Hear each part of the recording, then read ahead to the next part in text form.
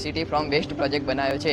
એકવાર હું મહેમદાબાદ સાઈડ સિદ્ધિવિનાયક મંદિરના દર્શન કરવા ગયો હતો, ત્યારે મેં મહેમદાબાદ સાઈડ ડમ્પિંગ સાઈડ જોઈ તો ત્યાં 24 કલાક કચરો સળગાવવાનું કામ ચાલુ હતું.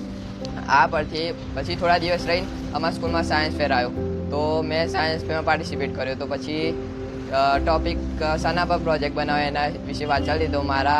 મને આઈડિયા આવ્યો કે ભાઈ આ ડમ્પિંગ સાઈડમાં રીતે કચરો સળગાવતા હોય તો આપણે આ રીતે પ્રોજેક્ટ બનાવીએ અને કામ લાગે આપણા સમાજને, બધાને પ્રદૂષણ ઓછું થાય, ગ્લોબલ વોર્મિંગ ઓછું થાય.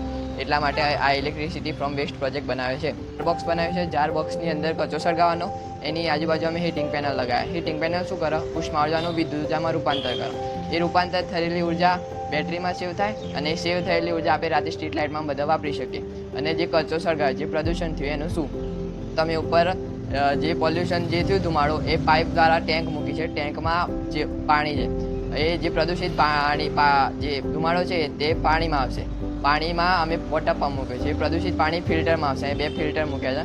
ફિલ્ટરમાં એક ફિલ્ટરમાં પાણી સાફ થઈ જશે અને બીજા ફિલ્ટરમાં પાણી ઠંડુ થઈ જશે કુલન્ટમાં. અને પછી જે પાછું જે પાણી છે સાફ થઈને પાછું ટેન્કમાં જતું રહેશે.